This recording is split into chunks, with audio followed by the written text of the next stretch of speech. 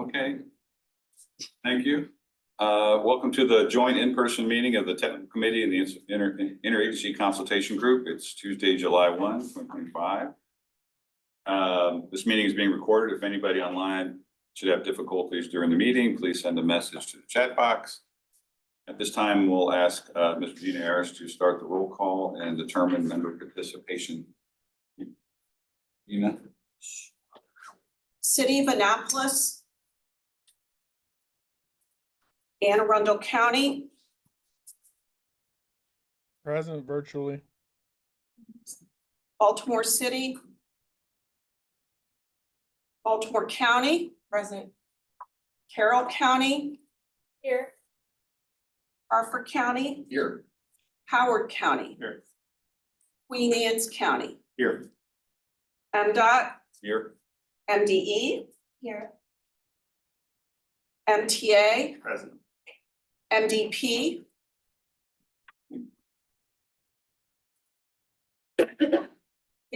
MDP joined just now, so they're here.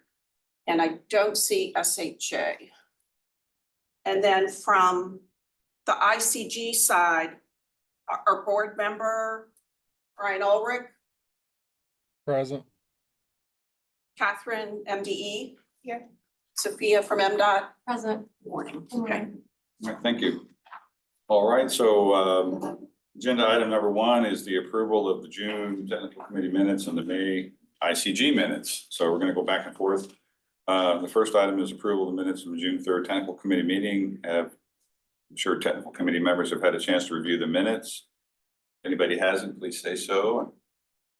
Time to do that. Okay, can I have a motion and a second from Technical Committee members to approve the minutes? Make a motion to approve. Okay, Steve. Harford. Approves. Harford seconds. Harford seconds. I will now ask for approval of the Technical Committee minutes. Members in support of the minutes, please say aye. Aye. Aye. Okay, anybody against the minutes? No? All right, we'll turn it over to Anna. Hi, Anna. The next item is the approval of the minutes from the May 7th ICG meeting. Has everyone had a chance to review? And can I please have a motion and a second to approve the May minutes? I'll make a motion to approve the May minutes. I'll second. We'll now vote on approval. Members in support of the minutes, please say aye. Aye. Thank you. They're now approved. All right, both sets of minutes are approved, so we'll now move on to the action items. Action item number 2 is recommended action on resolution 26-1. We'll now consider a request to amend the FY 25-28 tip for Harford County to consider a new project, Harford Transit Link Operations Center facility. And Indamazia Fonkin will introduce the resolution. Indamazia. Like Dan said, Harford County is requesting to amend the fiscal year 25-28 TIP to add a new project, this new operations center. It'll be adding funds in fiscal year 25 and 26. So this will also be added into the fiscal year 26-29. Hand it over to Jody. Thank you all. We are seeking the approval of transitioning this project from our priority letter into the TIP. We are working on our FY 25 5339 bus and bus facility grant. In that process, in the planning section of the grant, it actually stipulates that our project would be part of short and long-term planning documents. The priority letter, when I reached out to FTA, is not actually the only item. So we are requesting to transition this into the TIP, so it is at least part of the state's plan. The current facility that we're operating from is 75 years old.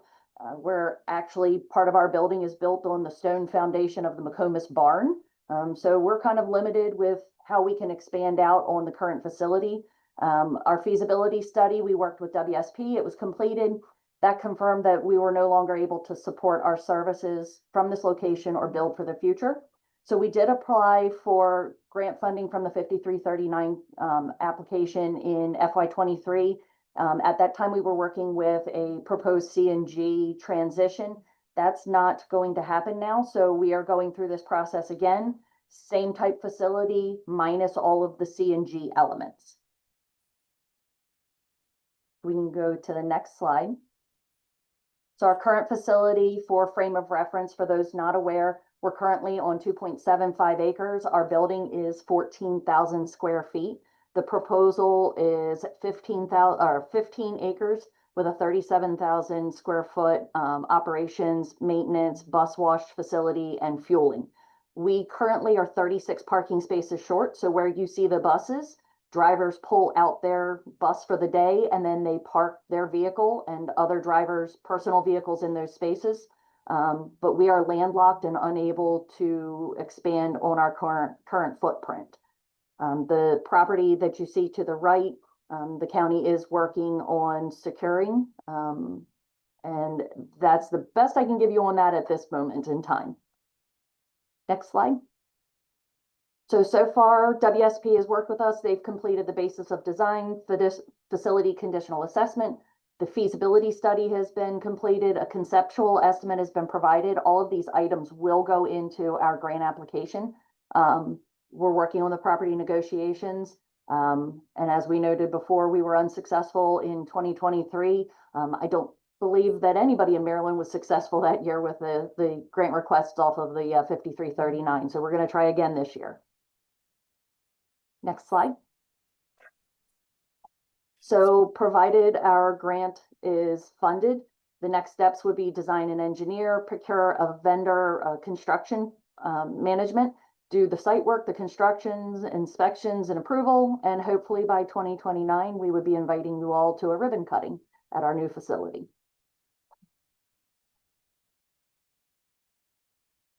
Next slide. The last slide. There we go. And if you have any questions, I'd be more than happy to assist. Hey, before we get to that, do we have, well, you could ask questions now, right, from the presenter, or should I wait for those? Usually take a motion in a second and then. Well, now I'll ask for a member to move for approval of resolution 26-1, and then the second, can I have a member vote? Hartford County will make that motion. I'll second. County motions and Baltimore County seconds. Second. Who's the second? Baltimore. Okay. All right, does any technical committee member or ICG member have any questions or comments? Questions for the presenter? Just to clarify, are both committees voting on this, or is this one specifically just for the technical committee? Looks like just a technical committee. You can please ask questions. No, I just wanted to make sure. I wasn't sure if we were supposed to be voting or not in the. Yes, come on, you're here. All right, sounds good. All right. Does any members of the public have any questions or comments? Is there anything in the chat box? No, there's not. No questions from the public? So we'll now vote on approval of resolution from Hartford County to add a new project to the 25 to 28 tip. When your name is read, please indicate aye or nay. Gina? City of Annapolis,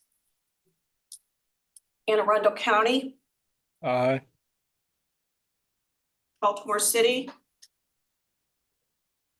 Baltimore County, Carroll County,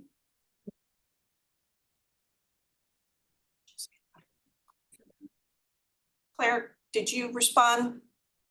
Sorry. Okay, there you are. Hartford County, Aye. Howard County, Aye. Queen Anne's County. Aye. MDOT. Aye. Brian, can you vote again as ICG? Does it meet air quality standards? Yes, aye. Catherine? Aye. Sophia? Aye. Okay, it sounds like the resolution is passed. Well, we'll move on to action item number 3. Or agenda item number 3, I guess it's action item 2. This resolution involves 2 key planning tasks for consideration of the 2026-29 Transportation Improvement Program for TIP and the corresponding conformity determination of the TIP and Resilience 2050. I'll ask Ms. Foncom to introduce the resolution. Mazia. And Mazia, you can come up here and advance the slides if you like. Sure.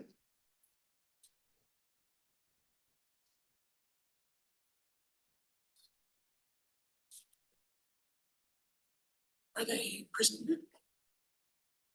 Oh, I didn't, that's not a hit share.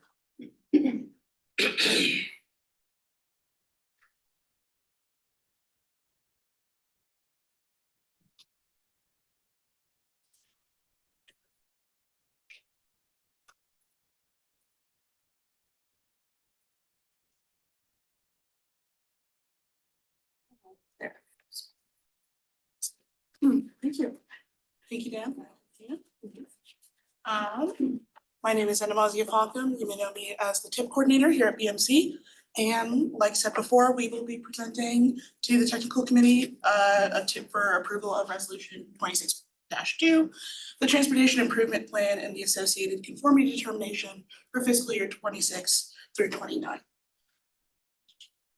So a brief overview is that this tip contains 173 federally funded projects, 9 of which are new this year. These new projects include 6 from Baltimore City, 2 from the Port Administration, and 1 from State Highway. These 173 projects add up to nearly $6.2 billion in federal, state, local, and toll funds, 3.22 billion of which are federal, and 1.08 of which are combined state and local. The projects support our long-range planning goals such as safety, prosperity, and economic opportunity. And the funds programmed in the TIP cannot exceed what is expected to be available from state, local, and federal sources. You folks know you did the TIP projects. So this year, the funding levels have varied since 2023. The funding in the 26-29 TIP has stayed somewhat steady with the 25-28 TIP, which had a large jump due to the addition of the Key Bridge rebuild funding. Please note as well that due to the funding allotted to the Key Bridge, comprising primarily of toll revenue funding, we began to track toll revenue as a separate strand of state and local funding in 2025.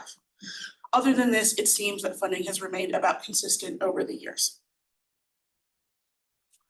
So by agency, you'll see here federal funding shown in dark blue, state funding in orange, local funding in teal, toll revenues in lime green, and then the small amount of private funding in yellow. So for this, MDTA has the most funding for about 1.98 billion, which is 3/4 of which again is for the Key Bridge rebuild. SHA and MTA hold the next largest portions of funds, which both each account for about 1.6 billion. It's also important to note for MTA, the 1.6 billion does not include the vast majority of their operating funds, which are state funds only. That number is about $5.6 billion over the 4-year TIP cycle. Our locally sponsored projects, which are projects by Annapolis, Anne Arundel County, Baltimore City, Baltimore County, Carroll County, Hartford, Howard, and Queen Anne's County, program for over $617 million. So if we break it down by the 9 categories in this year's TIP, highway preservation accounts for over 50% of all spending. You'll hear me say this a lot of times. Again, that is for the Francis Scott Key Bridge rebuild. The next largest category is transit preservation, which is about 14% of all funding, followed by commuter rail preservation at 9%, which is flip-flopped from previous years where highway capacity was a lot higher. Since 2021, highway capacity funding has actually decreased from 30% to now 8.6% in this year's TIP. Many of the questions and comments we receive over the years deal with highway capacity and expansion. And so this is nice to see project funding trends match public priorities. And then as we go along, ports, emissions reduction strategy, environmental safety projects account for the remainder of funding. We should also note that there's a lot of crossover in our funding categories. For example, highway preservation projects may have environmental or safety elements. Emissions reduction could include replacing transit vehicles with more efficient vehicles, but this gives our general idea of how money is spent. So to break down funds a little bit more granularly, here I'll start with highway preservation funds. If we include the Francis Scott Key Bridge, 48% of highway preservation funding is focused on new bridge construction. However, without the Francis Scott Key Bridge, we see a story of a TIP that's really focused on rehabilitation, resurfacing, and replacement. And so 38% of funds go towards road resurfacing and rehabilitation, and another 37% go to bridge repair and deck replacement.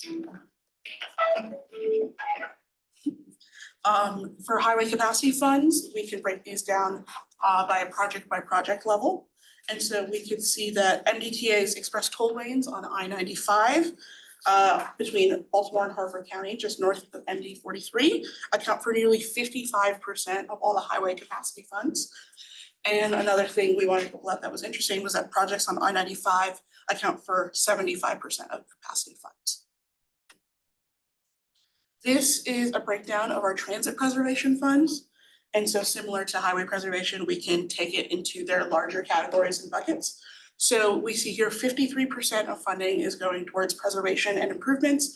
Another 20% is allotted for fleet improvements and replacements, and then another 19% for facility rehabilitation. So MTEA utilizes our public participation process to meet the Federal Transit Administration's public participation requirements. So in our presentations, we include a breakdown of TIP funding by MTA funding by TIP category. So the largest section by far is going to be section 5307C, capital requests in urbanized areas. And that's going to be about $586 million for MTA over the next 4 fiscal years.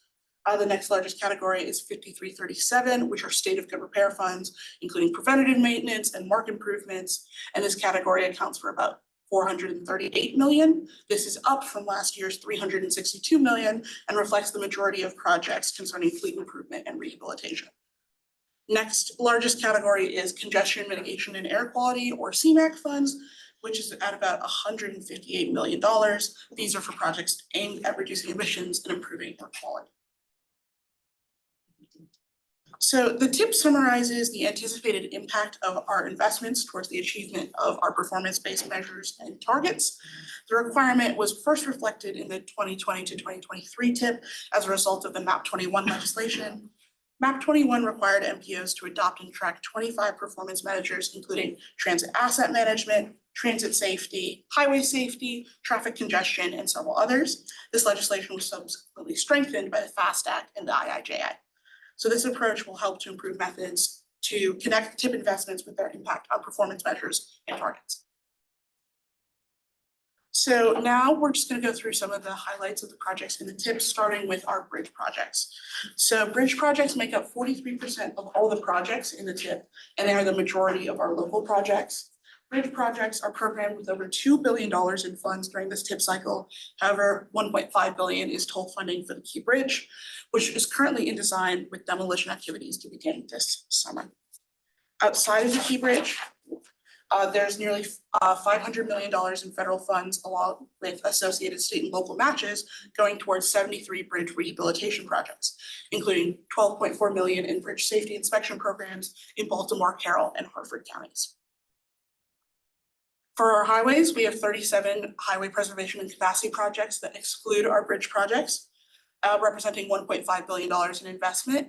924 million of that is federal, 44 million is local, 162 million is state, and 407 million in toll revenue. Some of these projects outside of the I-95 express toll lanes that I mentioned earlier include the Bel Air Road Complete Streets project in Baltimore City, which is implementing design and construction for street, sidewalk, bike improvements, and greening at key nodes on Bel Air Road, including Frankfurt Avenue, Erdman Avenue, and Fleetwood Avenue. Some corridor improvements at Hanover Road in Anne Arundel County. We have a new interchange off of I-795 onto Dolefield Boulevard, and nearly 800 million for region-wide resurfacing and rehabilitation, safety improvements, urban road reconstruction, all done by SHA. So for transit, we have 20 transit and commuter rail projects representing over $1.5 billion. This includes $1.1 billion in federal investment, $81.5 million in local investment, and $296 million in state investment.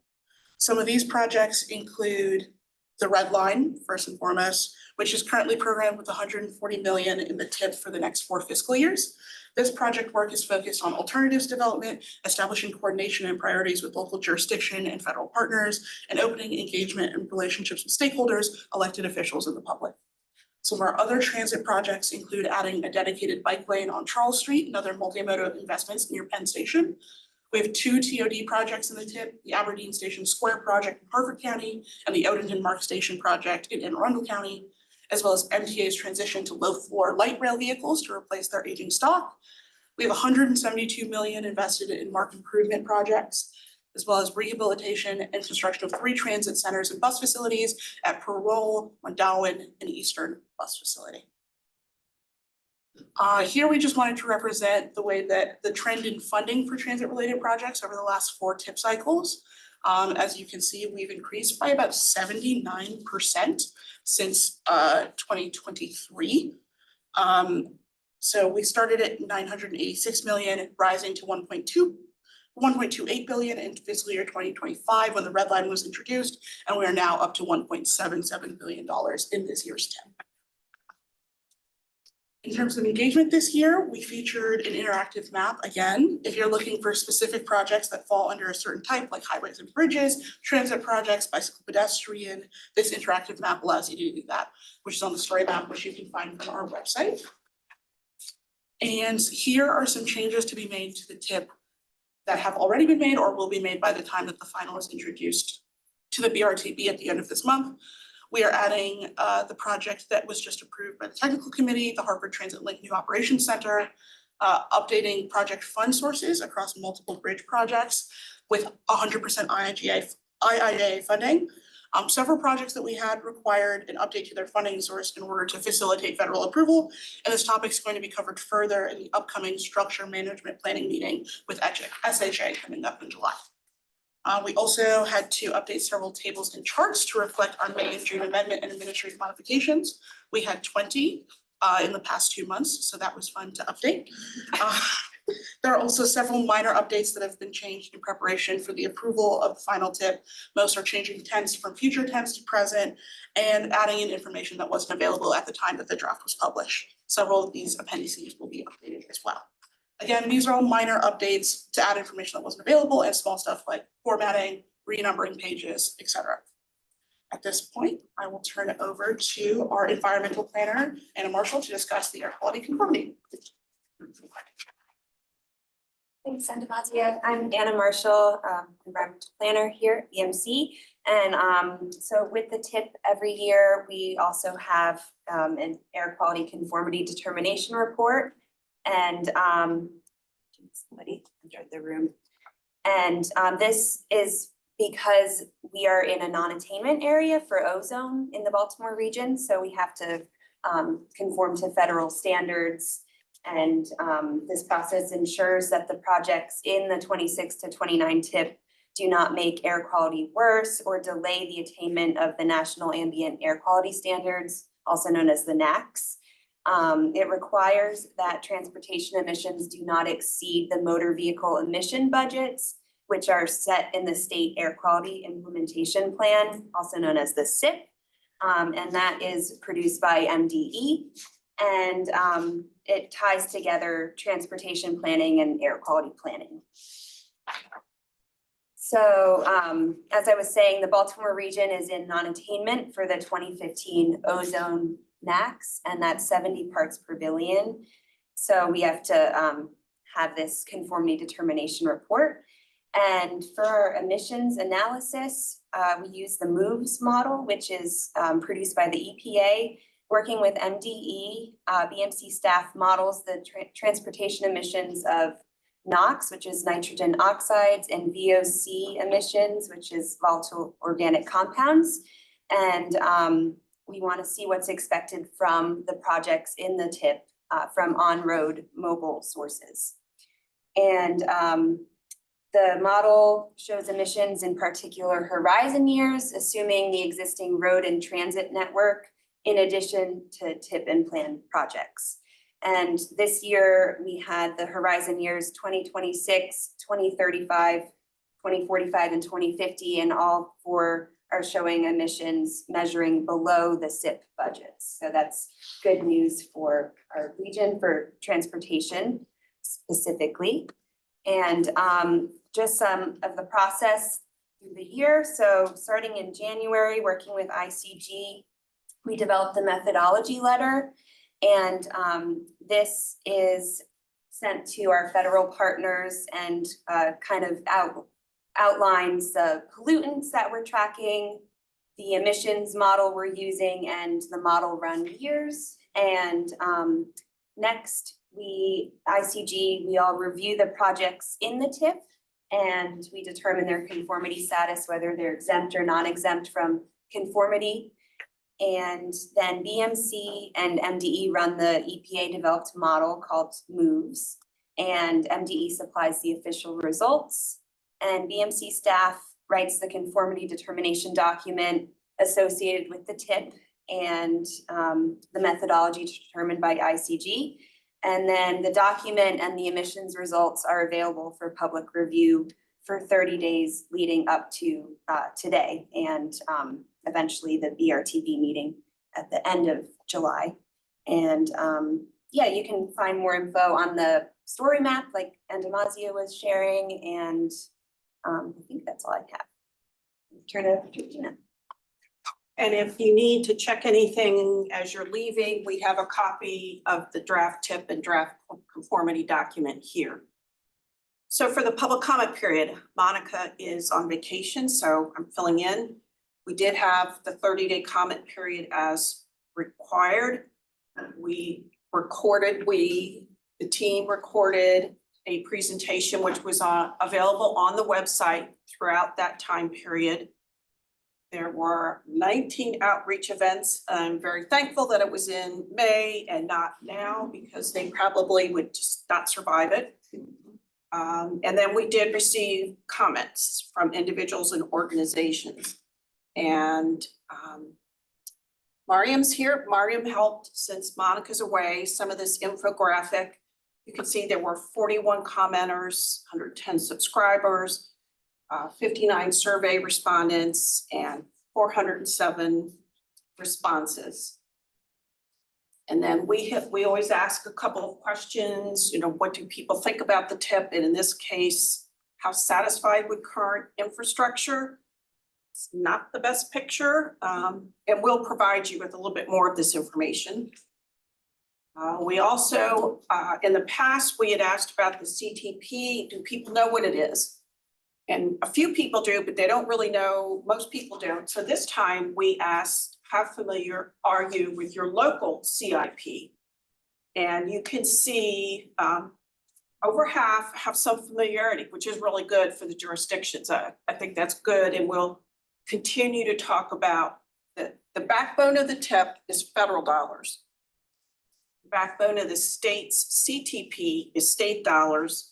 The backbone of your local CIPs is local dollars. So they each have a slightly different focus. There is some overlap, but there are, well, the CIP in particular has what? Educate schools, water, sewer. There's a lot more than transportation. So those are big documents. And we had, in this case, the people that responded to the survey, pretty good knowledge of what the TIP is. So during this comment period, we asked, perhaps foolishly, do you think these projects will fix problems in the region? And somewhat, mostly very much, it was pretty good. From what the public would know. And then I had a little bit of concern with this question because for people to think a project helps their community, depends on how they view their community. But it's kind of split here on how they felt projects would benefit their community. So then, and I will say some of this is from AI, correct? Yeah, we did run some of the comments through AI to pull key takeaways, but then also read the comments, responded to the comments, use that to pull takeaways. And I only mention it because we want to disclose when we use AI in the work. So we use it up front, it gives us a nice quick, but then a number of staff have been spending a great deal of time looking at the comments and responding along with all of you. So again, we hear people that really don't want us to spend money on highways, and we hear parking expansion. I think their tip descriptions are limited, and I think a lot of people misunderstood the TOD project at Odenton. And so MDOT spent some time and wrote some responses, and hopefully people understand why the garage, the benefit of it, and it's freeing up surface area to build business or housing. So they provided a very good response to that, but parking expansion popped up this time, I think in part because of the TOD. We always get folks that are very interested in additional biking, walking, transit. A lot of people talk about safety and reducing fatalities. We spend a lot of time talking about what our members do here as a committee, but also what staff, and I look back at Cindy, what Cindy does with her day. And there were just a number of comments. We had an air quality question and there were a number of comments on air quality. Anna took care of those for us. And then you can see some of the quotes that were pulled out. So today or tomorrow, we will have all of the draft responses to the public comments. We're something like 40 pages right now. Todd's working with me to finish up some things. So let me get this person into the room. There we go. And then perhaps by the end of the day tomorrow, I'll send this out to all of you and to the board members. This reflects the board, your jurisdictions, your state agencies, how you are responding collectively. So please feel free, if you have some comments, if you think we need to correct something or add more detail, let us know. I do appreciate, I think Sam and Steve got off the hook. There weren't any specific comments for yours. Everybody else, including MAA, MDTA, the port, we had everybody at the table helping us. And so we think we've done a very good job. We're just wrapping up the comments now. So at this point, we presented the TIP, the air quality, and the public comments. I'll turn it back to Dan. Yeah, thanks for the presentation. That was excellent. Whatever we can do to sort of clarify all the projects that are in there. Some of the graphics showing, all the highway construction. Although a lot of that is the Key Bridge, maybe we can highlight that. But excellent, thank you for that. And so now we'll ask for a member to motion to send the resolution 26-2 to approve the tip to the BRTB pending completion of all the responses to public comments. So I'll just need a motion and a second, please. No motion. Was it Deborah? County? Baltimore City seconds. Second. And who? Baltimore City. Baltimore City, seconds. Yeah. Thank you. All right. Any technical committee members or ITG members have any comments on this resolution? Questions? I did have a question. The comments or the responses to the comments, you said they're gonna go to technical committee members and then the board, or? I'll send it at the same time to Same time. both of you. Okay, thank you. Our goal is, and I say our, based on the board's direction, we try to get responses back to everyone 2 weeks before the vote. So I think we've got about a week, so we want to get that out to you and have you look at it. I know there's a holiday this weekend. And then people are going to be thankful. There were some great responses and great.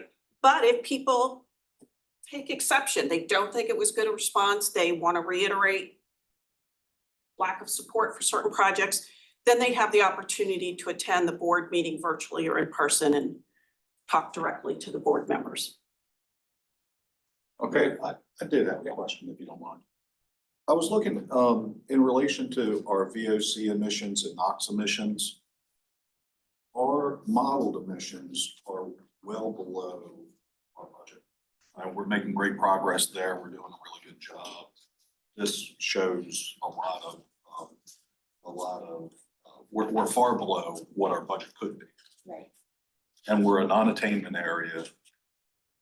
At what point, when we project these forward from now until 2050, and even in 2050, they're going down and we're half of what our budgeted amounts are going to be in some cases. So at what point would our region go from a non-attainment area to being in conformity or in compliance and become an attainment area? How do we get there? Or when does that get looked at the next time? So recently, from last year to this year, the Baltimore region was actually bumped up to a serious non-attainment area. And I think a lot of that had to do with factors outside of transportation, including some of the Canadian wildfires and other factors, We can't fix that. right, from other sources. And so MDE, in response to that, we did a voluntary bump up and then are making a new state implementation plan for, and that will be for next year's conformity process. But I think it's, yeah, MDE and the EPA determine whether we're So making. even with all the progress we make on transportation and showing all the improvements in transportation and the reductions in emissions in these areas, there's still outside factors that could keep us from becoming an attainment area. Yeah, So all the work we do here is only a portion of what makes that determination. yes. Okay. Yeah, No, that's very helpful. yeah. And I don't know, Catherine, if you have any insight on other sources of, but. Yeah, I mean, there's a lot that goes into it, but going from a non-attainment area to an attainment area, the first step is looking at our monitor values. So MDE has a monitoring network across the state. And so the ones that are in the Baltimore region, we're looking at them in 3-year increments, and they're called design values, but we're just looking for those design values to be 70 parts per billion or below, which is what the standard is. And then from there, we're able to legally request that the area be redesignated from non-attainment to attainment. There's a whole maintenance plan that goes into it, which kind of looks at air quality over the next like 10 or 20 years. So there's a lot of steps that goes into, you know, going from non-attainment to attainment. But yeah, the first step is trying to get those monitor values to be below the standard. And as Anna mentioned, there's a lot that goes into it, and transportation is definitely a part of the pie, part of the puzzle or whatever, but yeah, there's a lot going on, And the air monitors are influenced by things outside our region. a lot of them are, yes. Like even this year, we had a day where we had like 9 exceedances, and that was at the same time that New Jersey had some wildfires nearby. So yeah, there are a lot of factors in air quality. It doesn't, unfortunately, it doesn't just stop at the border Yeah. of states. No, I think that's important for me to understand in looking at these numbers and understanding that we're doing a good job, making a lot of progress, making a lot of changes in transportation, making improvements. But some of those outside factors will continue to make it difficult for us to come to. All right, thank you. Yeah, That's very helpful. Okay, I guess we'll look and see if there's any public comments or questions on the resolution. Not at this time. So we'll now vote to send the resolution to the VRTB. When your name is read, please indicate by your name. Anne Arundel County, Aye. Brian, are you there? Aye. Thank you. Baltimore City, Aye. Baltimore County. Aye. Carroll County. Aye. Hertford County, Aye. Queen Anne's County. Aye. Howard County. Aye. MDOT. Aye. And from the conformity side, our BRTB rep, Brian Ulrich, Aye. Catherine from MDE. Aye. Sophia, MDOT. Aye. Thank you. So both committee, that's why we have a joint committee meeting in July, because the conformity work that supports the TIP is done jointly between these committees, and so we appreciate you coming together today. Okay, the resolution has passed, and we'll send the tip to the VRTB for their July meeting. We'll now go to number 4 on the agenda, recommended action item 26.3. More information on this resolution, which addresses VRTB self-certification and the regional planning process. Got Todd Lang online to introduce the resolution. Todd. Good morning, everyone. Sorry, Dan, didn't know you forget my name this quickly, but again, apologize for not being there in person. I had a pre-scheduled medical procedure, so I'd like to present for you this resolution for the self-certification of the regional transportation planning process. Next slide, please. As Andamazi had mentioned, we go through this process every year that we adopt a new transportation improvement program. As the Metropolitan Planning Organization for the Baltimore region and then also the Bel Air Aberdeen area, we are required by federal regulation to go through this process, but we also go through a federal certification review every 4 years. We do this on an annual basis to make sure we are meeting all the metropolitan planning process regulations. Next slide, please. So what are those regulations? Again, metropolitan planning regulations are based upon federal transportation law. They're updated on a fairly regular basis. Also the Clean Air Act, which is why we do this when we're also adopting the conformity determination. Then there's a number of non-discrimination laws that we need to meet as part of a metropolitan planning organization. They include civil rights, Americans with Disabilities Act, next, aging, gender, disabilities, involvement of disadvantaged business enterprises, and equal employment opportunities. Next slide, please. So we are documenting all of the activities that we do to meet all of these regulations and laws. Again, most of that is based upon the work that we're doing within our annual work program or work budget, as we're calling it, also known as the Unified Planning Work Program, but then also the activities that we do at the Baltimore Metropolitan Council on behalf of the MPO through employment, contracting, and procurement. Next slide, please.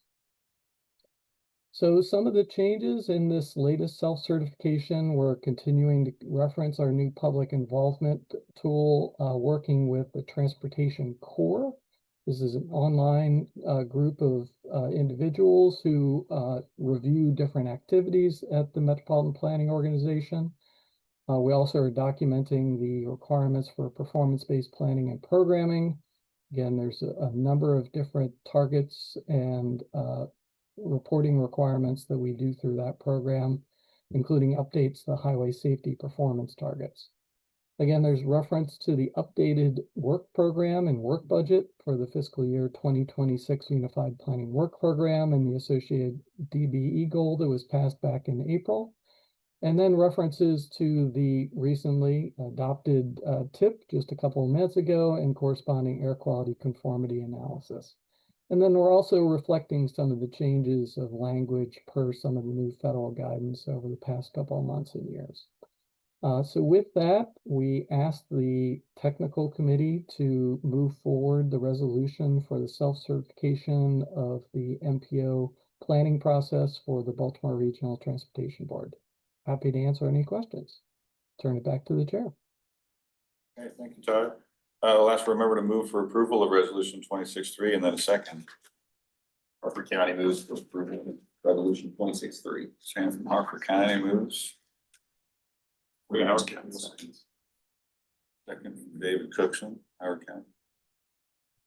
Was that David that said something first? Okay, he beat you to that. Probably. We'll ask for any questions. Any questions from Todd for Todd?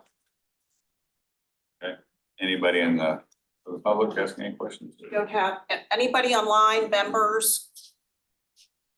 Don't see anything, and there's nothing in the chat. Okay, so we'll now move to vote for approval of resolution. Your name is read. Please indicate aye or nay. Gina? Anne Arundel County, Aye. Baltimore City, Aye. Baltimore County, aye. Carroll County, aye. Harford County, Aye. Howard County, Aye. Queen Anne's County, Aye. MDOT. Aye. All right. This resolution will now move to the BRTB for July approval. Move on to item number 5. Recommended action on resolution 26-4. The next item will consider application for the Transportation Alternatives Grant Program. Staff will introduce the projects and then a list of projects recommended awards. And will be presented. Charlene Mingus is going to make the presentation. Hi, Charlene. Thank you very much. I'm Charlene Mingus. I'm the Active Transportation Planner at EMC, and I'm presenting an overview of recommendations for funding for applications to the fiscal year 2026 Transportation alternatives program. Projects, proposals were due mid-May this year. MDOT and PMC reviewed all applications. The Baltimore region urbanized area received 3 applications totaling almost $5 million in request. The Aberdeen Bel Air urbanized area received 1 application requesting $616,000. So in the Baltimore region, we had a Safe Routes to School coordinator position in Anne Arundel County, which is a non-infrastructure project for a total cost of almost $550,000 for 3 years of funding for that coordinator position to develop and implement education, engagement, and infrastructure projects to improve, encourage, and increase the ability to walk and bike safely to school. We also had a Safe Routes to School coordinator position for Howard County submitted for a total cost of almost $417,000. This is also for 3 years of funding for the coordinator position. Would be housed in the Howard County Office of Transportation and would focus on the public schools, building partnerships and collaborations to improve the safety of biking and walking in the county. We also received an application for the South Shore Trail Phase 3 from Honeysuckle Lane to Bestgate Road in Anne Arundel County. This would be for construction of a 10-foot wide, 2.36 mile asphalt shared use path for a total cost of a little 5.2 million or almost. So be used by walkers, runners, and bikers. It would complete another connection of the South Shore Trail. In the Aberdeen Bel Air urbanized area, we received an application for the US 40 shared use path between the Aberdeen train station to the city of Havre de Grace.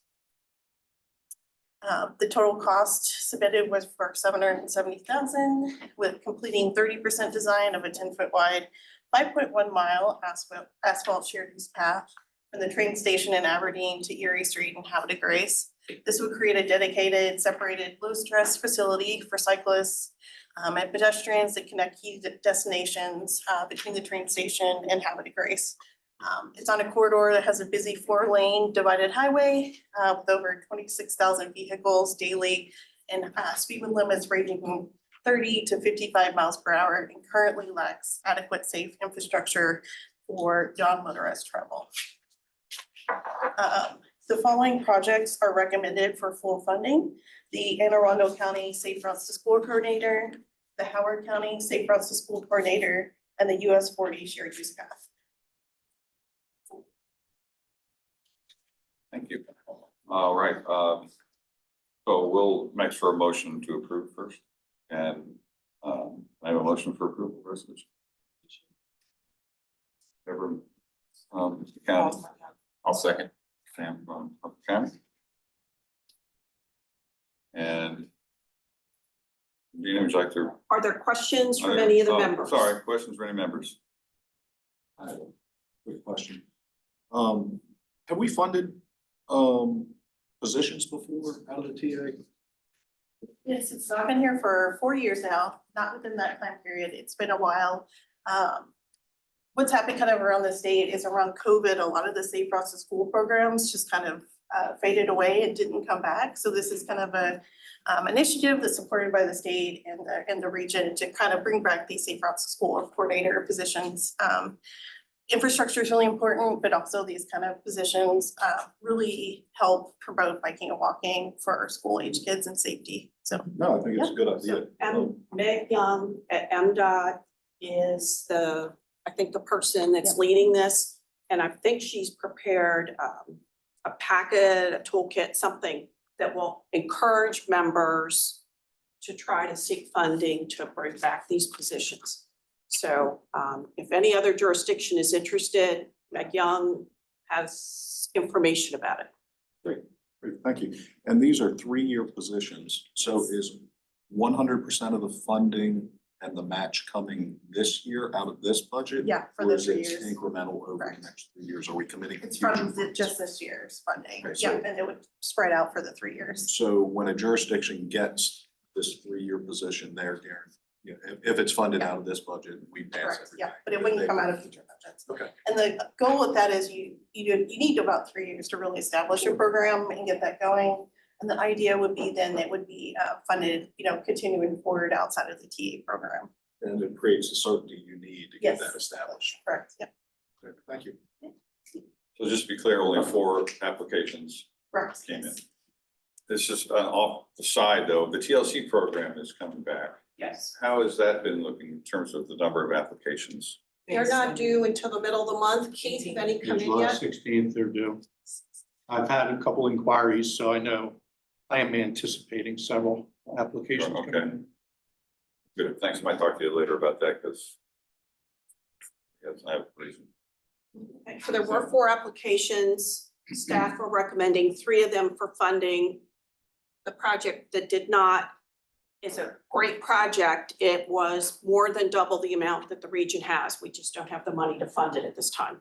I don't know, we'll have to talk going forward if it's broken into 2 segments or something, but at this time, it couldn't be funded.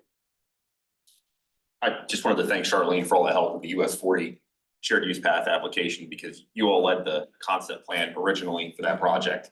And Charlene's been a great help in coordinating as we had a lot of applications. We're matching a lot of funding together to try to make it happen. So, and I owe you a response to an email. So I just wanted to say thank you for all your help. It helps because I don't spend all day every day on this particular project or going after these funds. So it helps to have some air support. And if anybody, wants to talk to us about projects and funding scenarios, we're always happy to help and figure out, solutions and work with the state to kind of talk through things before the application process so that we can kind of figure out if they're viable projects or what would be the appropriate funding source. Thank you. And there are no requests in the chat box.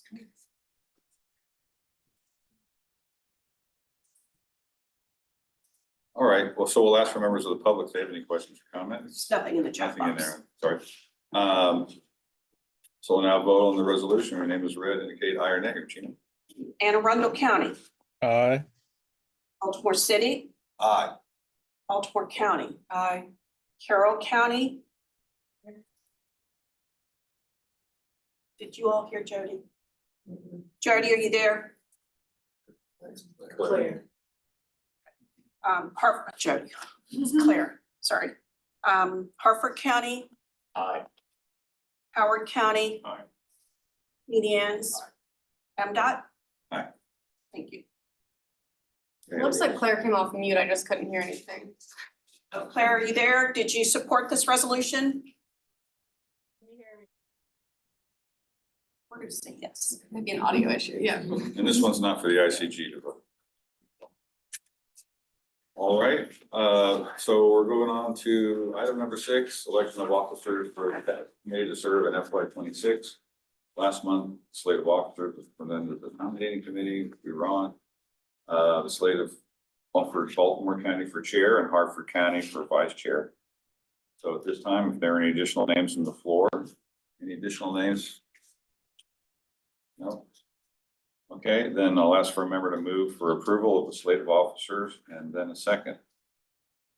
Have a motion for the slate of officers. Again, it's Baltimore County as chair and Hartford County for vice chair. I'll just need a motion in a second. Make a motion to approve. Okay, Indians County, Steve makes a motion. Baltimore City seconds. City seconds. Those in favor, please say aye. Aye. Aye. Anyone opposed? Okay, the slate is passed and the officers are approved. Thank the members for serving the last 2 years. And Angie will chair the August meeting. And we all thank you, Dan. Yeah. Appreciate your service last Thank 2 you. years. So we're gonna move on to item 7, presentation update from the US Bureau of US DOT, Bureau of Transportation Statistics, representative from the BTS will present on new products available for MPO. Mr. Ramon Robinson will begin the presentation. Ramon. Good morning, Ramon. Did you want to advance your own slides or do you want me to do it for you? Hey, good morning. It doesn't matter either or. I can do it or you can do it. If you're set, why don't you go ahead and that way you can move it at your comfort level. Okay, perfect. Ramon? Hey, how's it going?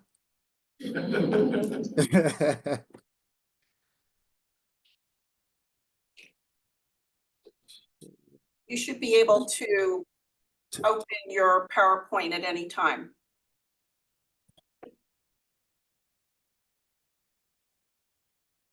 Let me know if you can see it. Yes, thank you. It's clear. Okay.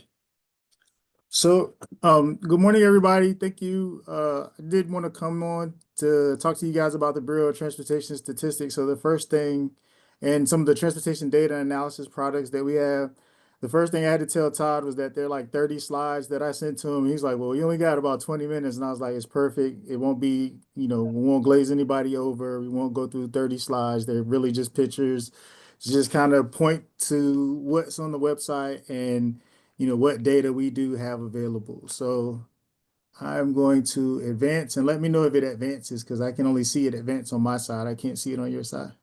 Yes. Okay, so for those who don't know what the Bureau of Transportation Statistics is, we are a research arm within the Office of the Secretary in the Research Division. Our primary goal is to provide timely, accurate, and credible information regarding the transportation system. That is we provide a source of statistics from everything from commercial aviation to multimodal freight, transportation economics, passenger travel, you name it, we've probably got a statistic for it. We are set up in this way. So we have an office director. Our director is actually a presidential appointee. So within the Bureau, we have 7 distinct offices, including the statistical coordination team. So we have an Office of Data Development and Standards, Office of Statistical and Economic Analysis, Office of Spatial Analysis and Visualization, Office of Transportation Analysis. I circled it so that everybody knows that that's the office that I'm in, which we're talking about today.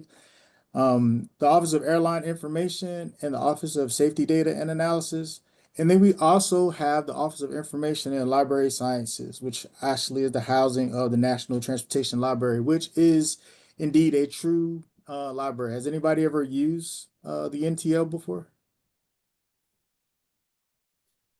I don't know if they're hands or I assume some people have probably heard of it. So with all of those offices, this is kind of the way that our information flows. So we are a collector of data. So, we use a lot of secondary data from other sources, but we do have primary data that we collect. So some of these you might be familiar with, some of them not. I won't go through each and every single individual one, but you guys have the presentation. If you have any questions, you can definitely follow up with us. So we do collect data for the commodity flow survey, transborder freight data, border crossing data. So the commodity flow survey is a true survey that is a primary data survey. And I'm sure that all of you have heard about the freight analysis framework. I hope you have because you use that in order to put together your state freight plans by law. In addition to that, it just kind of shows you where we get data from other sources. We do use estimations and models. So the freight analysis framework is a model. We do have transportation satellite accounts, which helps us with our economic information. We have an information gallery, which basically is a summarization of tables and interactive statistics, figures, and maps that we'll kind of go through in this presentation. Significant databases and applications that we use. And then we have descriptive and interpretive products, some of which are facts and figures that kind of formulate itself into the Transportation Statistical Annual Report. And then again, we have the Transportation Library, which is kind of where we have a document collection of different data, guides, archives, and there's the open data access that we have within the library. So we are federally mandated by a couple of different legislative mandates. I promise I won't go through each and every single one of these, but these are the key mandates that we have and the links that are there. One thing I will say is Chapter 63 of Title 49 is really kind of the impetus of the purpose of the Bureau of Transportation Statistics. So when you read that one kind of goes into, why we have Section 329, Title 49, or why we have Section 129 of Title 23. It also goes into legislative products that we are required to provide each year. So one of which is the Transportation Statistical Annual Report. The other is the Port Performance Freight Statistics Annual Report, which is basically our report card on port performance for the top 25 ports. And then we also have the ferry census, which is included in this legislative mandate. So each of these are annually, with the exception of the National Ferry Census Report, that's biannual. But everything else is an annual report that we're required to provide to Congress, usually at the end of the year, the beginning of the year, right? So December 31st is when the TSAR is due to Congress, and January 15th of the next year is when the Port Performance Freight Statistics report is due to Congress. So just to kind of go into a couple of different products that I'm going to talk about that we have, that have hopefully, by showing this to you guys, you'll be able to kind of go and look and see how you can use it. So National Transportation Statistics, the Transportation Statistical Annual Report, the State Transportation Statistics, State by the Numbers, Freight Facts and Figures, Pocket Guided Transportation, Passenger Travel Facts and Figures, our Port Performance Program. We have a Transborder Freight Data Program and a Border Crossing Program. We have Aviation Facts and Figures, and we also have preliminary estimates that I want to show you. And I promise you, I'm not flipping this thing. I think it's like on a timer or something, so I'll try to keep it from flipping on me. So our national transportation statistics is essentially kind of the nucleus of where BTS dwells. We have essentially a database of about 250 data sets or tables that are in this site here. When you look through that, it's broken down into a couple of different areas with safety data, economic performance data, human national environment data, national security as it relates to security performance on modes data. If it's broken into 4 different sections, I'm going to highlight section 4 because section 4 has a lot of energy information, air pollution, water pollution. All of this data is then utilized by these different sets. It's utilized in the TSAR. So a lot of the data that we're doing the analysis on is based on the TSAR, which is the Transportation Statistical Annual Report data. So here's just kind of an idea of what you'll see when you go into the site. So each data has a tabular data set, and then it has a chart or figure associated with it so that you can kind of see the time series over time. And again, there's roughly more than 250 different reports there that you will be able to access for the National Transportation Statistics. So that goes into the TSAR. So the TSAR, not to overstate it, but it is essentially an annual report of key indicators that has data and statistics into it. This year was the 30th anniversary for the TSAR, so the 2024 edition. If you go to this link, and I've provided the PowerPoint, you'll be able to get access to the document. In addition to the access to the print document, we actually do have the data that is enclosed into the document in the BTS website. So we'll give you the link to that too. So you'll be able to see that, and you'll see all the data that was used to populate the analysis that goes into the statistics. So just a couple of things I wanted to pull that you'll see from there. So it says figure 6, but it's in chapter 6. You'll see transportation energy by use by mode. This was just an example of a figure. And then you'll see the CAFE achievement, MPG, passenger cars for light trucks and heavy duty pickups and vans. So you'll see figures like this in there with text associated with it. But then for these figures, we do have the data that's available. So if you want to be able to use that data, you can download it and use it at your discretion. We have the state transportation statistics. So for some of you, for the information that we get from the state, we compile that information, and we have, databases that are kind of all hooked together. You see this illustration here. This is where the data actually is. So you have the tabular data form, and in some cases you have the figures. We'll put the links here so that you'll be able to see it. But the state transportation statistics is kind of like the data housing. And then we've also got the state transportation by the numbers. So we took and synthesized a lot of that data and created a dashboard that makes it ease of use. So if you go to this link, which is also provided, you can pick your state, and each of these 7 categories here for the state transportation statistics will give you kind of a snapshot of how your state is performing on a couple of different levels, whether it be energy and environment or transportation infrastructure, passenger movement, freight movement, safety, anything that you can think of, it's probably in the state transportation statistics. We also have our freight facts and figures, and the freight facts and figures provides us with a snapshot of freight flows.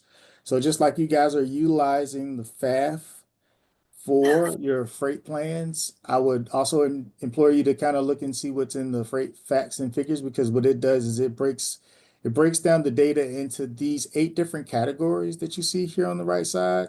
And again, it does have data that's included in there. They're Socrata or Tableau-based dashboards that allow you to be able to see the visualizations and pull the data or see it in a tabular form. So just kind of breaking out 2 figures that we have here, which we call chapters. So when we have the facts and figures, I guess I want to point out for that too. Facts and figures are just a really nice way of saying these are visual publications or digital publications. So one of the things that I really sought to do in coming a couple of years ago was that, we had a couple of facts and figure series. The goal was how will we be able to do that with everything? And what that does is that allows us to be able to, improve the narrative, change kind of what the analysis is on an ongoing basis, and also be able to see and move the data from a time series perspective so you can kind of see it in real time kind of moving. The pocket guide to transportation is essentially that. So the one theme here that I want to point out to most people is that we have these primary and secondary data sets, and the data sets kind of allow us to be able to use them interchangeably. So the pocket guide to transportation, if you've probably seen this book at TRB, it's essentially just having like a smaller version of the national transportation statistics readily available for you to be able to use at your fingertips. So not only do we have it in this PDF form or booklet form, but we also have it in a dynamic form as well. So there's a link that you can go to for the pocket guide, and you can actually go to the different figures such as these. And these are pictures, but if you go to the figures, you touch on them, they're dynamic. It allows you to be able to see the visualization. Also, you can download the tabular with filters. We also have the passenger travel facts and figures, similar to the others. This just kind of looks at personal travel in the United States, the network over passenger travel that takes place. There's a lot of different variations for passenger travel. So of course you've got, local travel, but then you've got, interregional travel, long distance travel. So what the passenger travel facts and figures does is it's not a snapshot. We are actually in the process of making this more of a dynamic publication so that you can see and be able to use it just the same way you use the freight facts and figures, kind of seeing the data over time.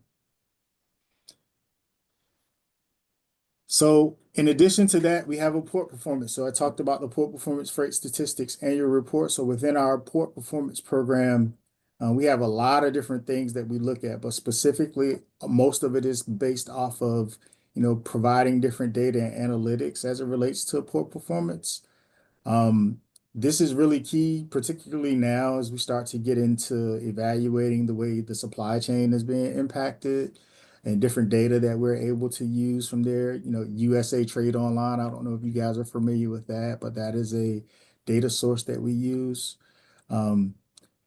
So in addition, we do have port profile. So even though this says 2023, we have port profile. So the top 25 ports, we have a profile. And within that profile, it kind of gives you the rank of the port, what is the tonnage cargo throughput, dry bulk cargo throughput, container cargo throughput, what are the top commodities, we look at vessel calls, we look at volumes.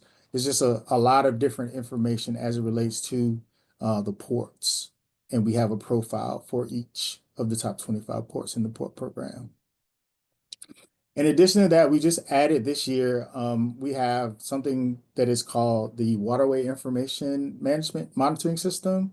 And so what that allows us to do is to get additional analytics from the ports or from the vessels, if you will, and the activity at the port. So it's the vessels and the activity at the ports, and we're able to, get a lot of information from that. Where it comes from is we get the AIS information. So AIS is kind of a locate. It's messages that go back and forth, and so we can see, get a better clip of the activity of the vessels. We can do travel time assessments of the vessels.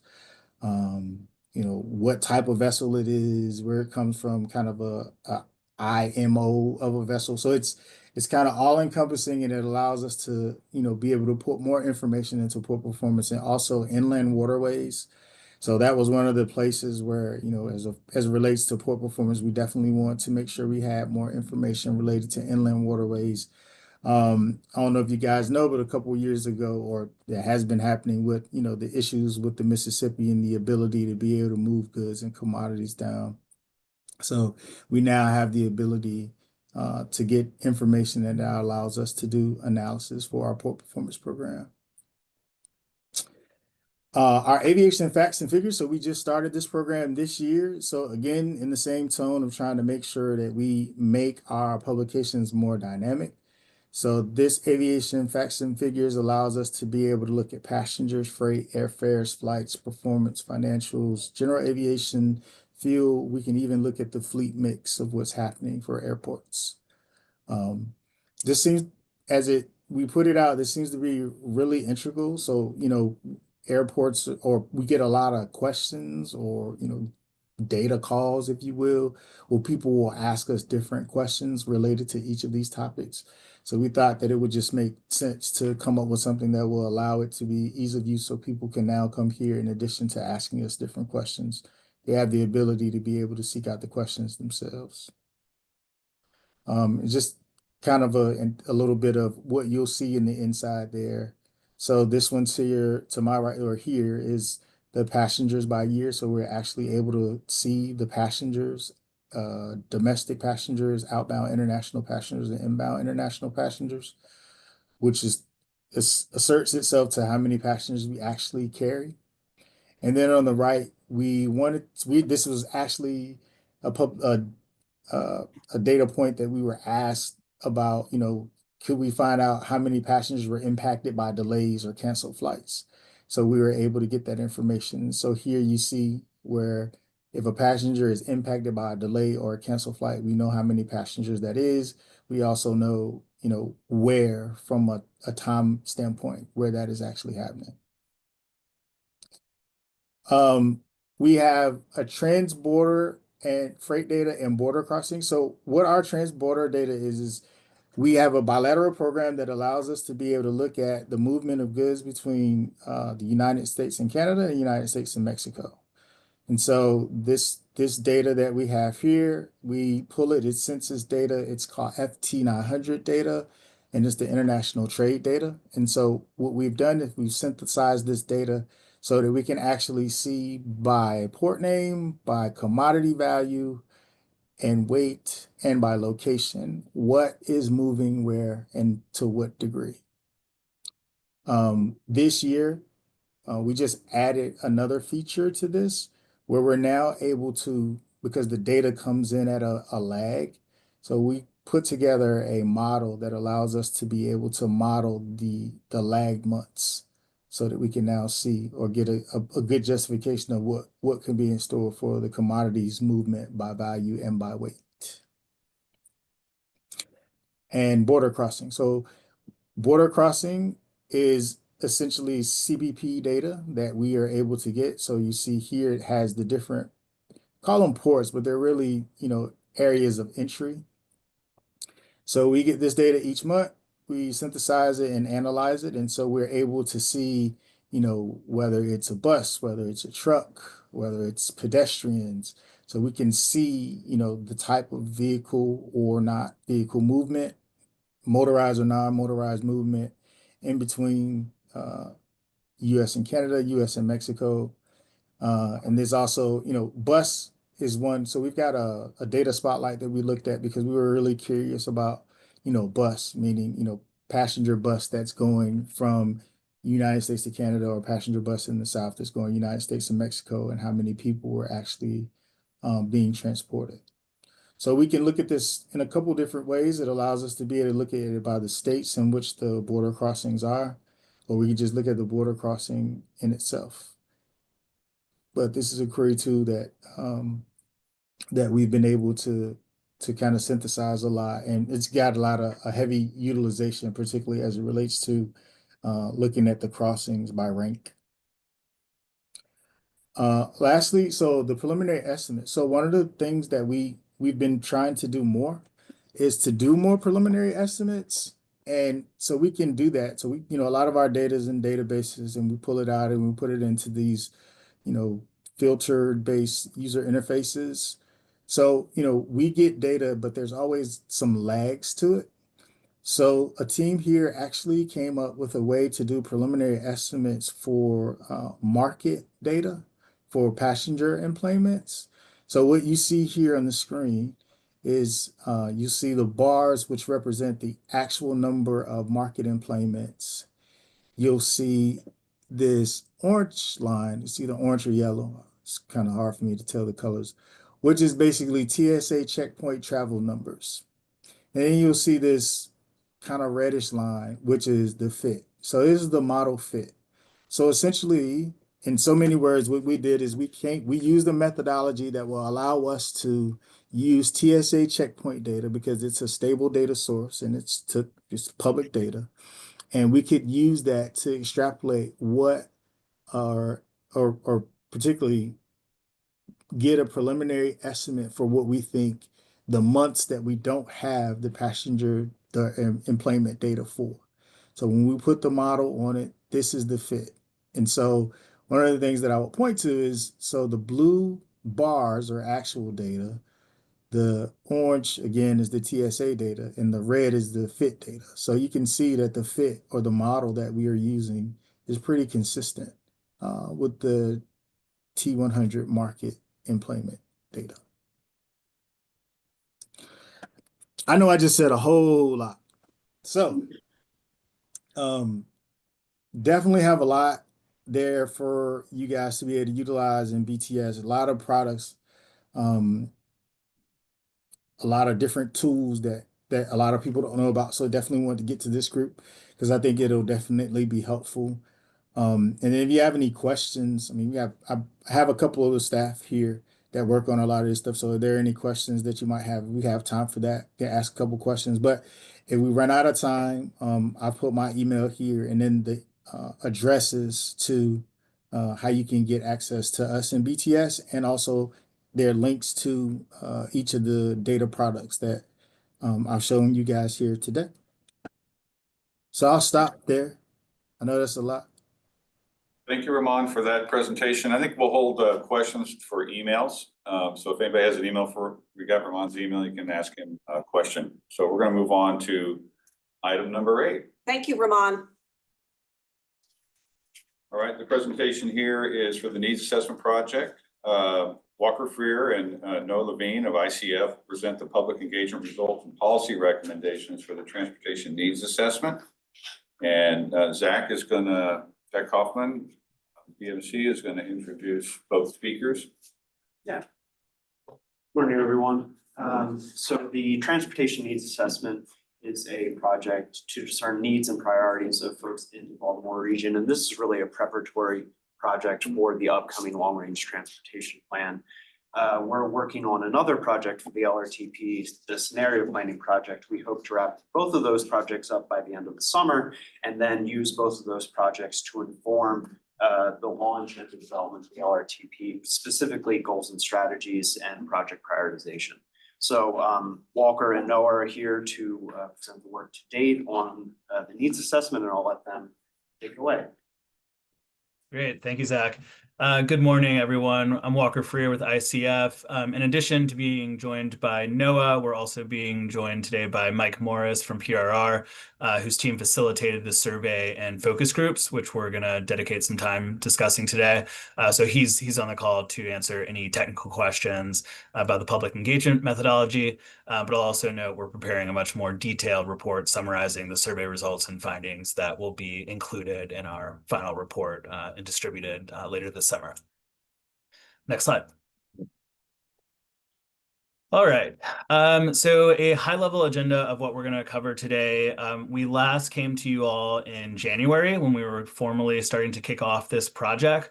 So we'll give a quick overview of kind of where we are in the schedule, which has included an extensive literature review, review of data-driven analysis of existing conditions, and the public survey and focus groups that identified users' needs and priorities with respects to the region's LRTP goals. So we'll also break that down a little further, looking at preliminary recommendations by LRTP goal area, trying to connect key takeaways from the survey and focus groups to potential considerations.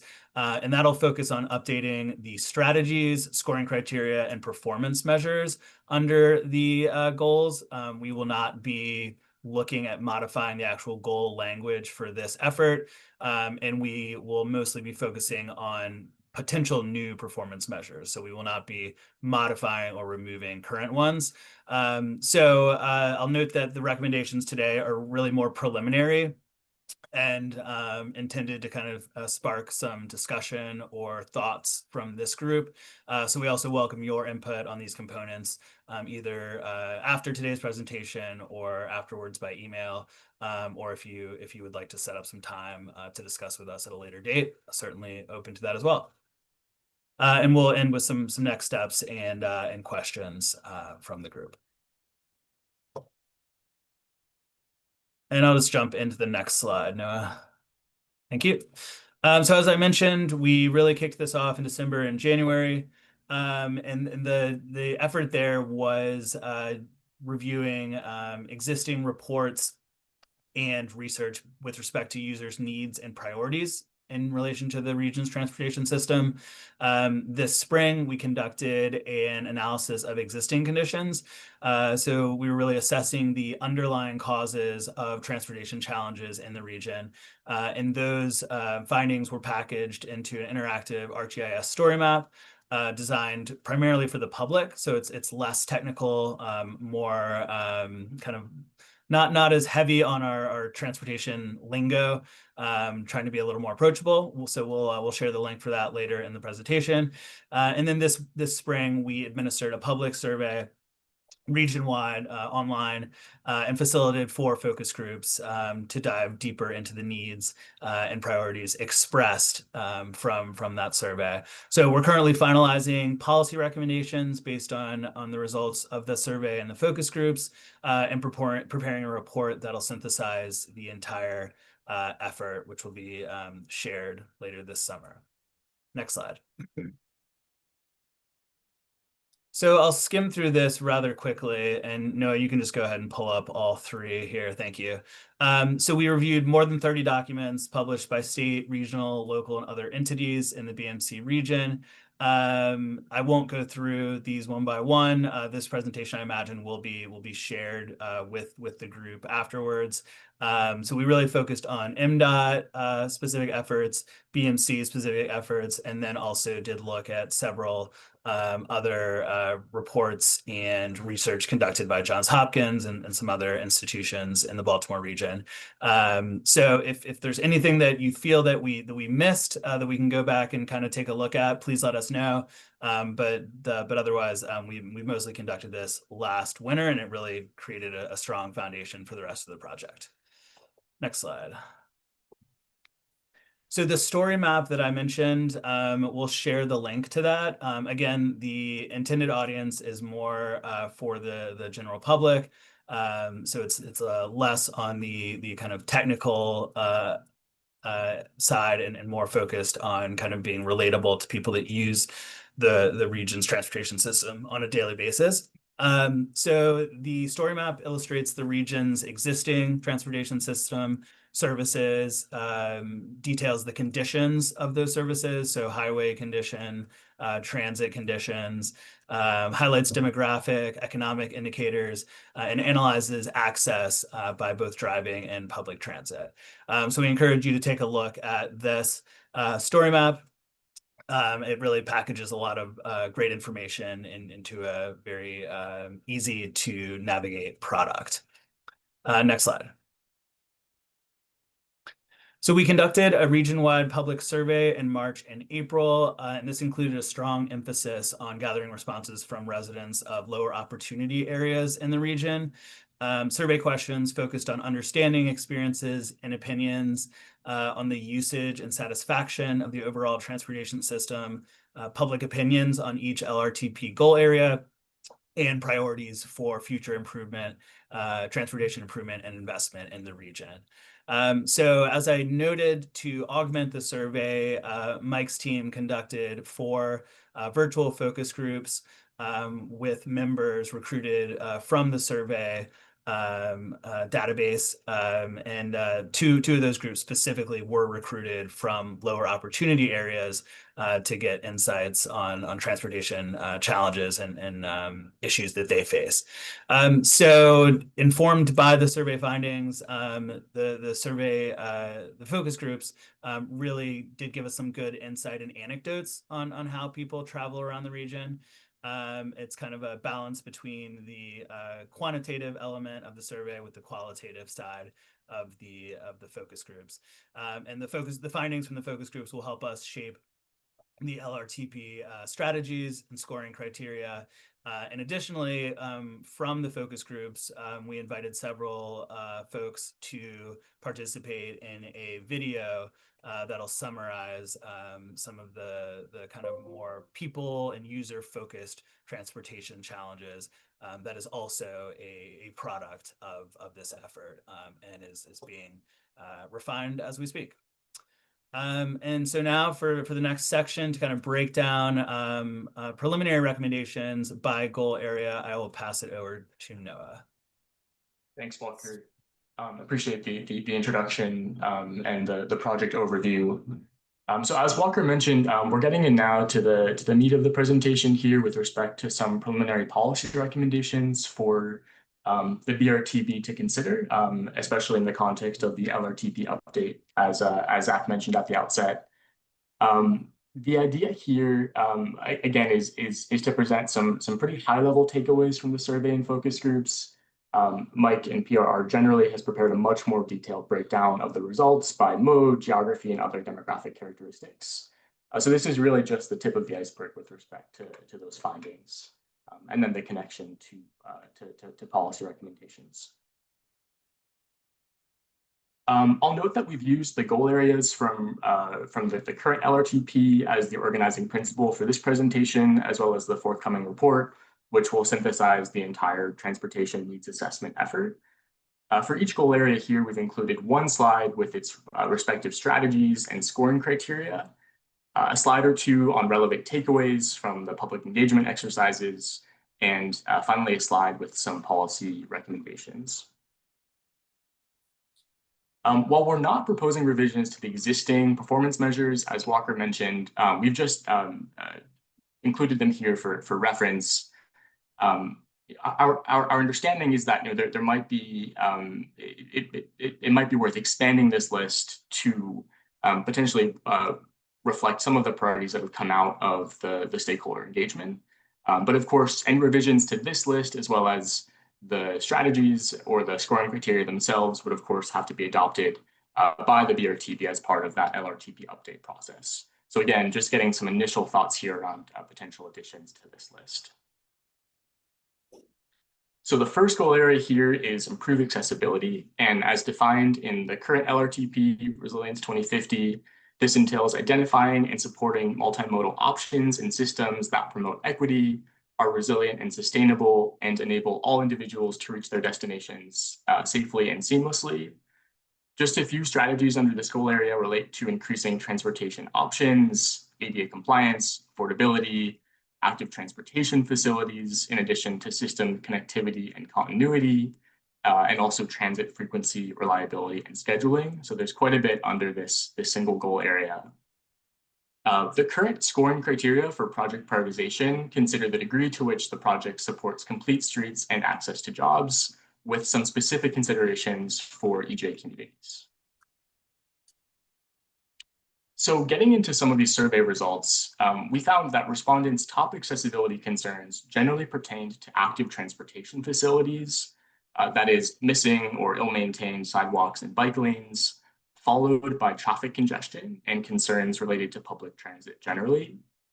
In the chart on the right, zooming into active transportation specifically, the top barriers to using active modes included distance, that is destinations being too far away, a fear of aggressive drivers, which is a theme across multiple goal areas here, and also some missing links in the active transportation system. Meanwhile, the top barriers to using public transit included a lack of frequency, excessive trip duration, and a lack of reliability generally. On this topic, focus group participants, like this woman from Anne Arundel County, emphasized that transit trip durations need to be more competitive with other modes for them to choose to take public transit in the first place, which was also a theme that came out of some other responses. So getting into some potential recommendations for this goal area, based on these key takeaways from the survey and focus groups. The first one here is thinking about adding a new project scoring criterion to the existing strategy around job access, to expand the conception of access from just employment to also non-employment destinations like healthcare facilities, grocery stores, parks, etc. In addition to revising the existing strategy to consider transit speed, in addition to frequency, reliability, and operating hours. So getting at that comment about sort of mode competitiveness and mode choice. Third, thinking about revising the existing strategy and scoring criterion to consider access to jobs by sector and salary level, rather than just access to jobs generally. And here we're thinking about leveraging data sources like the Census Bureau's longitudinal employer household dynamics, or other sources that, that sort of differentiate jobs by industry or by sector. And finally, revising the existing strategy and adding a scoring criterion to consider affordability as well as availability of transportation options. So something that we used in the context of that story map that Walker mentioned was this affordability metric from the Center for Neighborhood Technologies, Housing and Transportation Affordability Index. So again, thinking about sort of affordability as a component of sort of mode choice and access. Next, increasing mobility as defined in the LRTP entails helping people in freight move reliably, equitably, efficiently, and seamlessly. Here, strategies include improving travel time reliability, mitigating congestion, improving incident response, and supporting freight and bike networks. And the current scoring criteria consider things like vehicle hours of delay for highway projects and options, ridership, and connectivity for transit projects. We've also noted some of the relevant performance measures, although these are not expressly broken out by goal area like the scoring criteria are. So under this goal area, predictability emerged as a clear priority for survey respondents, with the option reliable and efficient at the top of the list, followed by meets my travel needs and safe for travel. Focus group participants, like this woman from Baltimore County at the top right, drew explicit connections between congestion and reliability. They also saw congestion, driver behavior, and safety as deeply intertwined, like this woman on the bottom right from the city of Baltimore. And just for the sake of time, I won't read all of these quotes, but we've just bolded some of the relevant sections. And again, Mike's group has prepared a much more thorough presentation that includes many more focus group quotes and takeaways. So based on these results, a couple of recommendations include adding travel time reliability as a dedicated scoring criterion in addition to vehicle hours of delay, adding a scoring criterion to consider the extent to which projects reduce emergency or incident response times to align with that existing strategy, adding a scoring criterion to consider the extent to which the project closes gaps in the bicycle network, And finally, revising the existing scoring criterion to include the extent to which the project facilitates transit ridership via bicycle in addition to walk and drive access. So kind of rounding out that list of sort of first, last mile access options.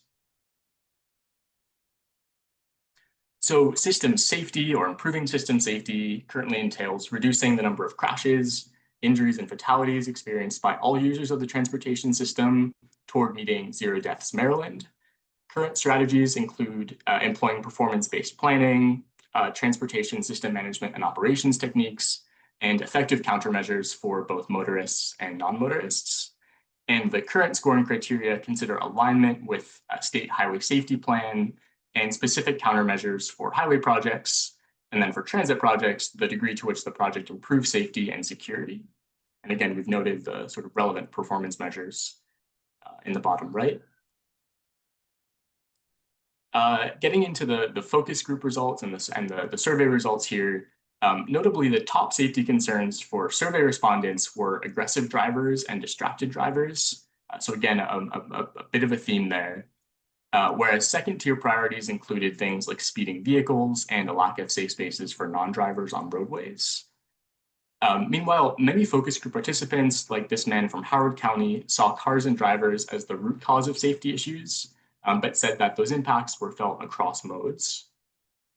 And so thinking about recommendations here, we felt it appropriate to suggest adding a strategy and potentially associated scoring criteria to address unsafe driving behavior specifically through infrastructural as well as educational countermeasures. We've included a few ideas here from NHTSA around addressing aggressive driving, distracted driving, and speeding, but recognize that there are many more potential countermeasures in this general category. And secondly, thinking about revising criteria to include near misses, so things like harsh braking, sudden acceleration, or hard cornering, in addition to reported injuries and fatalities.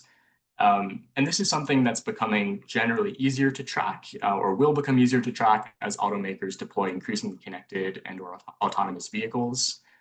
So for one example, Ford had put out a dashboard a few years ago in partnership with Streetlight, basically tracking these indicators for their vehicles in terms of sort of near misses, in addition to reported accidents or crashes. Moving on to environmental responsible transportation solutions. This one is defined as passing on to future generations the healthiest natural and human environment possible. Here, some strategies involve reducing single occupancy vehicle travel, transitioning to electric vehicles, reducing both air and water pollution, and incorporating resilience. And the current scoring criteria for both highway and transit projects consider the degree to which the project is located near ecologically sensitive or culturally significant areas, anticipated impacts to EJ populations, and in general, greenhouse gas emissions reductions. So thinking through the survey results here, the top environmental concerns that emerged were a lack of options for non-car trips, in addition to air pollution and a lack of trees and shade. Notably, a lack of options for non-car trips was the top concern across users of all modes. So for a majority of self-identified drivers, in addition to active transportation users and transit users. For their part, focus group participants, like this man from Howard County, raised air and noise pollution as transportation system concerns. Potential recommendations here include considering the degree to which the project increases tree canopy coverage as a new strategy and potentially a new scoring criterion, leveraging databases such as USDA's National Land Cover Database, considering the degree to which the project reduces noise pollution. And actually BTS, who just presented, has a very helpful national transportation noise map, which differentiates transportation noise by the sort of source, the mode source. And finally, considering the degree to which the project reduces surface runoff and water pollution as a new scoring criterion. And this is already an existing strategy. So this would basically mean codifying that as part of the project prioritization. A couple more from me. So improving system security. So as defined, this one entails providing a secure traveling environment for everyone and improving the region's ability to respond to natural and human-caused disasters. Some strategies include improving the personal security of transit riders, responding to large-scale incidents, reducing evacuation bottlenecks, and planning for climate change. The current scoring criteria for both highway and transit projects considers the degree to which the project enhances the multimodal evacuation mobility of vulnerable populations. While focus group participants generally raised behavior and safety concerns as more of a nuisance than a core priority, they said that it does impact their likeliness to ride transit in the first place, citing altercations on the system, other riders being potentially under the influence of drugs or alcohol, and poor lighting. And they also noted differential risks or risk perceptions for women and people of color.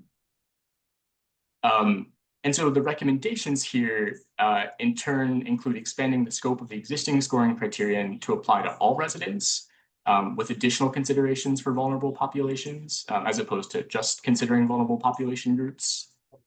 Second, adding a criterion for rider perception of personal security. One of the data sources that we used in putting together the story map was MDOT's Rate My Ride database, which basically asks riders to, in a survey format, sort of rate the quality of the infrastructure in terms of lighting and seating and other aspects of the transportation, of the transit system specifically. And finally, adding a criterion for reported crimes in the transit system, leveraging existing databases such as MTA's police database, Amtrak police data, and potentially data from BMC member jurisdictions. So now I'll pass it back to Walker to walk through the remaining 2 goal areas and also to discuss the next steps for this project. Thanks. Thank you, Noah. So moving on to improve and maintain existing infrastructure. Strategies for this goal include employing performance-based planning, cost effectiveness measures, and the timely systemic maintenance of ITS, transit infrastructure, and rolling stock, as well as active transportation facilities. So notably, there are no technical scoring criteria for this goal area and included in the existing LRTP. So the relevant performance measures are included here. Next slide. So key takeaways for investment priorities.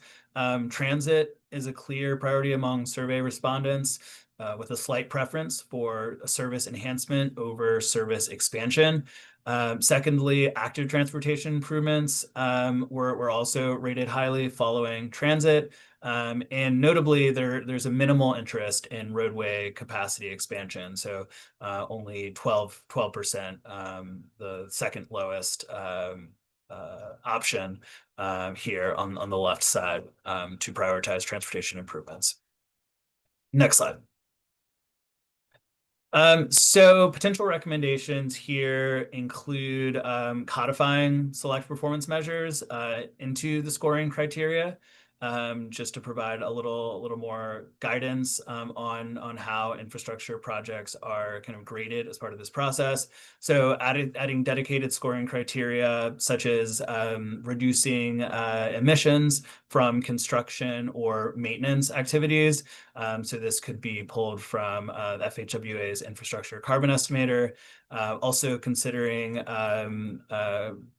giving credit for the reduction of life cycle costs relating to cost effectiveness, and the rider perception of transit stops, stations, and rolling stock.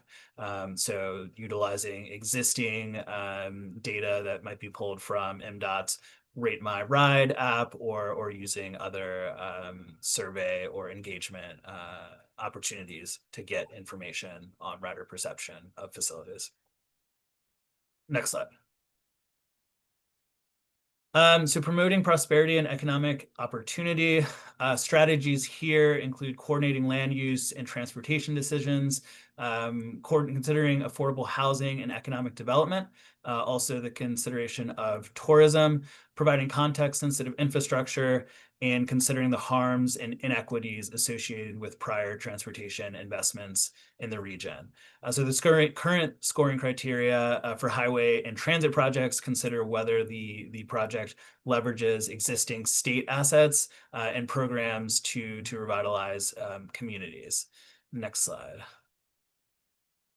So insights in this goal area were mostly anecdotal from focus group responses, which this presentation will be shared after the meeting. And as I said, we'll include all of the responses and information from the focus groups into the report that we share later this summer.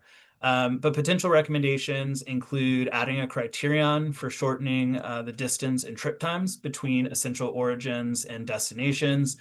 So kind of using job housing balance data there to connect people or shorten both commute trips and overall travel times. And adding criteria for the extent to which projects facilitate the development of affordable housing and economic development in the region. So building on some of the TOD related criteria and considerations that exist today. Next slide. So we also have several potential recommendations that apply generally across all goal areas. So the current scoring framework is shown here on the left, which provides scoring for, looks at transit and roadway projects. In addition to this, there is a policy score that is made up of input from member jurisdictions. So some thoughts here on how to kind of make these recommendations more inclusive of the priorities that we've heard from the survey and focus groups. One is to consider adding a third category specifically for active transportation projects to give more weight upfront to those bicycle and pedestrian projects that are submitted via this process. Second, reconsidering the weighting of the technical scoring to align with priority expressed through the survey responses. So right now, the scoring is correlates pretty cleanly between either in 5 points or 10-point increments. So considering maybe customizing that slightly based on information that's gathered via this survey and maybe future efforts.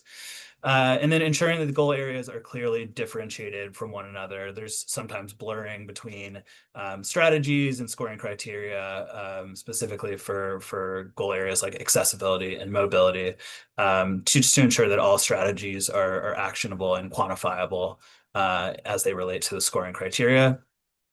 And then expanding the set of performance measures to reflect the revised project scoring criteria. So right now, no performance measures currently relate to improving accessibility. So just taking a look and seeing where data sources exist that correlate to potential performance measures, and if they don't exist, trying to kind of understand what resources and level of effort would be necessary to gather that information and integrate it into this process. Next slide.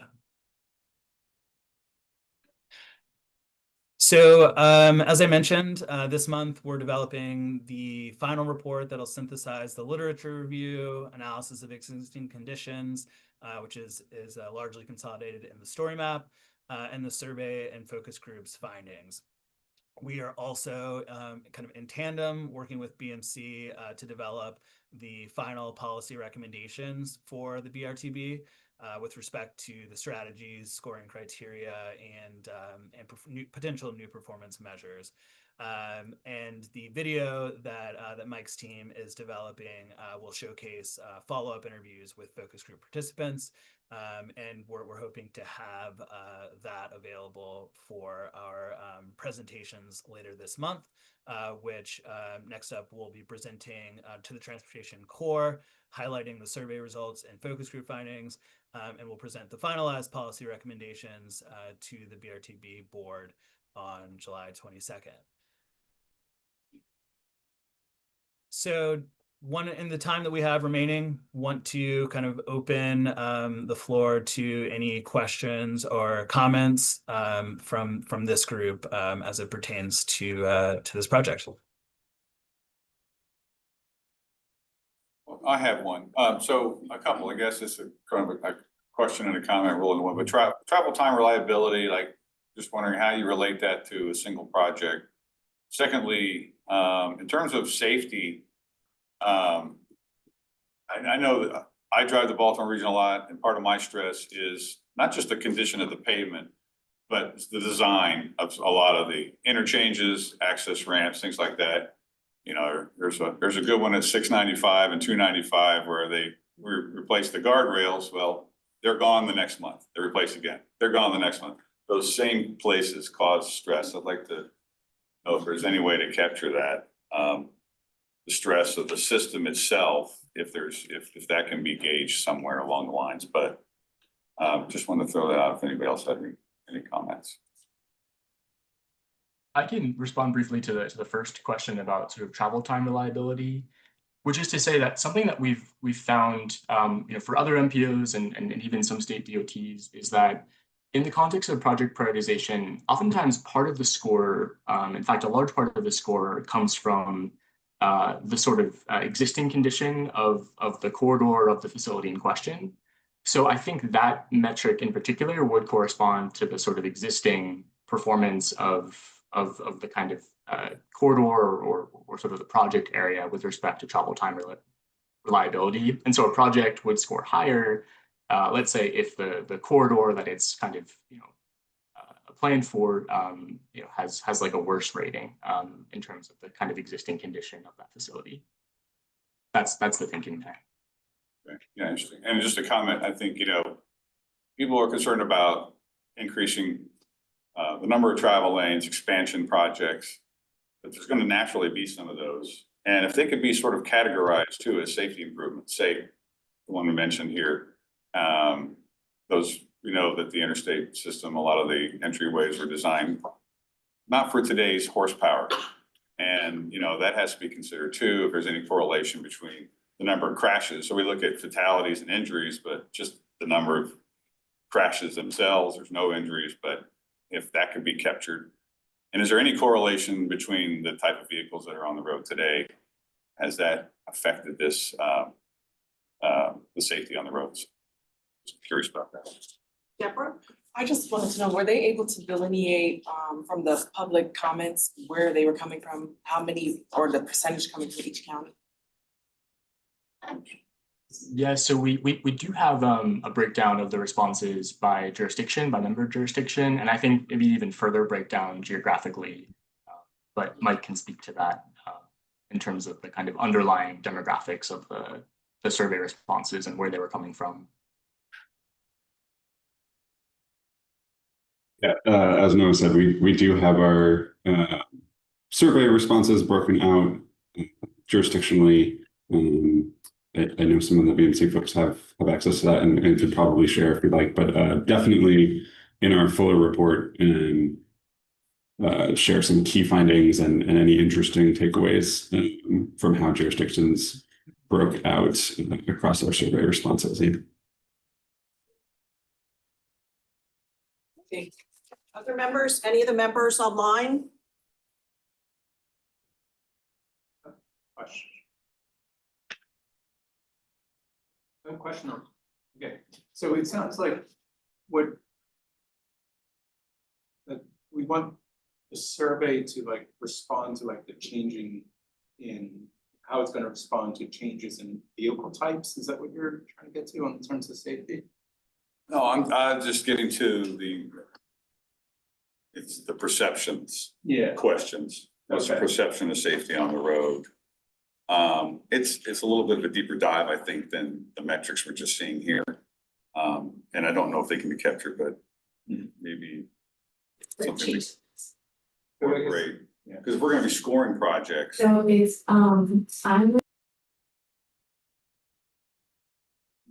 Yeah, I will say, kind of anecdotally, something that came up in a couple of our focus groups was that exact thing, that folks recognize vehicles are bigger, they recognize that vehicles are faster, they accelerate faster, and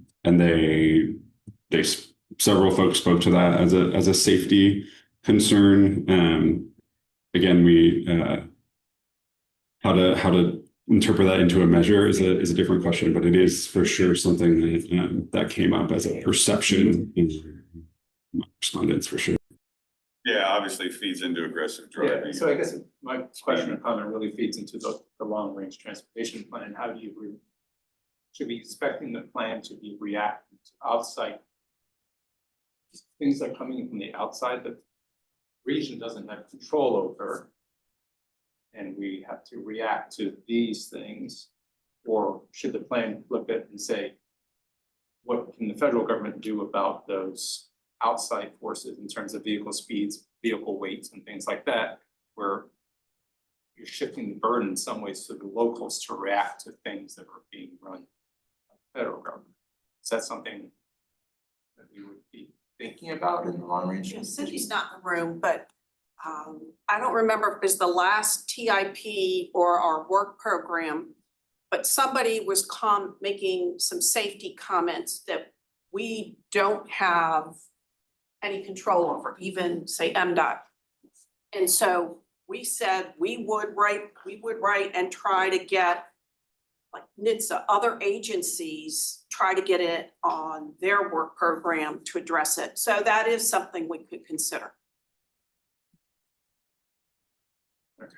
All right. Maybe it fits in terms of the vehicle expansion projects, right? Thank you very much, Walker, Noah, Mike. We look forward to the final results. Great. Thank you so much. Enjoy the holiday weekend.